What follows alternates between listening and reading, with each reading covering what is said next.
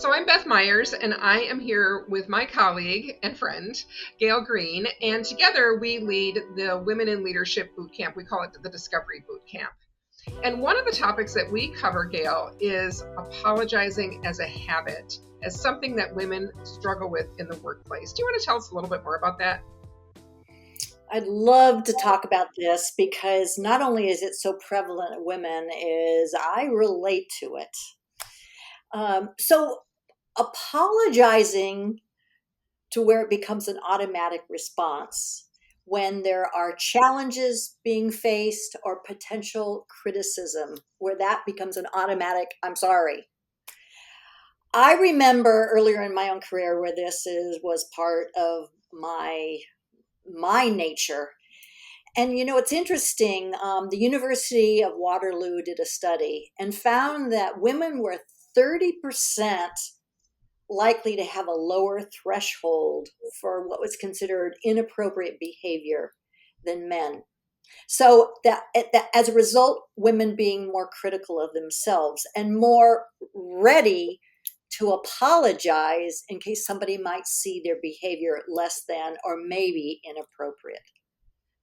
So I can think back to a time, it was in a workshop, a 2-day workshop, and we had a senior manager who was up for promotion in a very large organization. And her performance was great. She was sent to us because there was something she was sabotaging about herself, and they couldn't quite pinpoint it. Well, day one, it was obvious. She apologized over and over. She scooted too close to somebody. Oh, I'm sorry. She went first, wasn't sure if she should go first. She apologized. She asked a very controversial question. I'm sorry. And at some point, it was so automatic. It was so automatic, like people today say, or it's like, it was that knee-jerk reaction. And it was adding attention to the room and an irritation. What was interesting, day 2, it got resolved. One of the fellow leaders in the workshop got irate when she started off the morning. This particular leader started off and had picked a topic, announced the topic that she was going to be summarizing for us, and immediately apologized for it.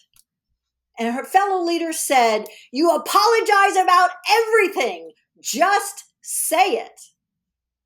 And there was a moment of great tension where she had to take it in and receive that very direct feedback, which I don't think she got in her organization.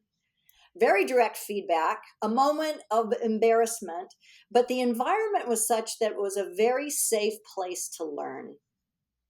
And the good news is she learned, she got it, and 3 months later, she actually got the promotion to director. So thanks, Gail. I really love that story. So how do you feel that this applies to leadership, or what are some of the things that you would coach someone on in this situation?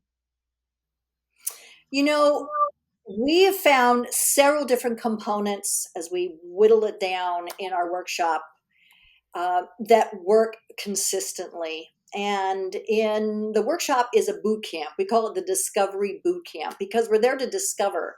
And one of the things you and I have discovered around automatic responses like this is the power of the pause.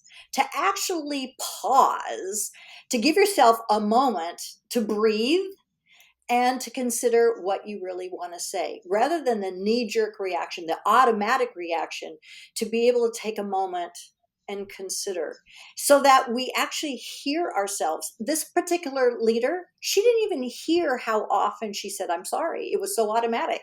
I think her ears were so used to hearing it. The pause lets you take a step back, reflect, hear yourself, and even consider, is there another response that may be more appropriate? For you, Beth, is there anything you'd like to add?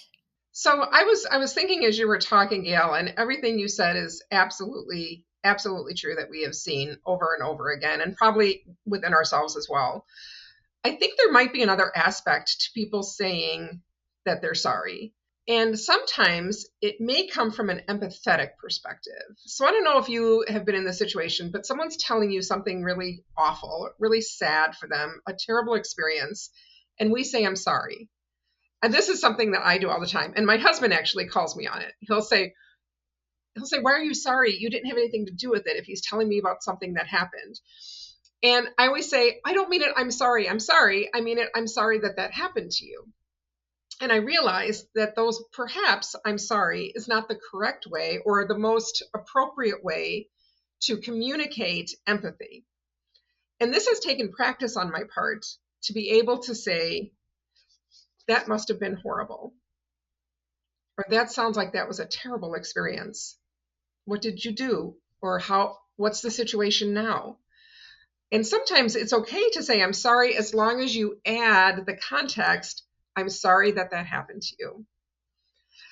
So that's been something that I have thought about in recent years, is an empathetic lens, and I'm sorry not perhaps being the most appropriate words that we could use there. I think that's a brilliant awareness and a clarification. I think that's really the part of us that truly is saying, I'm concerned or I care for you, is very different than the automatic of what I spoke about. And just recently, my husband went to a funeral and came back talking about how the people who were really suffering the loss were tired of everybody saying, I'm sorry for your loss. I'm sorry for your loss. And they said it didn't even resonate with truth. And that's the piece, is it's an automatic, even in us, if we're not really addressing what really is, like what you said. I can see how this is difficult. I wish you didn't have to, I can feel for how you're feeling, or I wish you didn't have to go through this.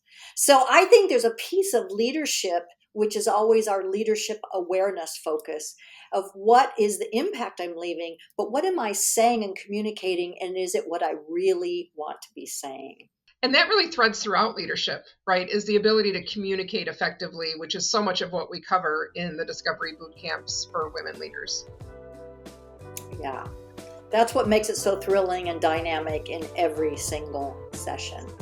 So if you who are listening to us, if you find that this resonates with you, love for you to like our video, comment, because we do read the comments, and we look forward to seeing you again on another video. Thank you so much for joining us.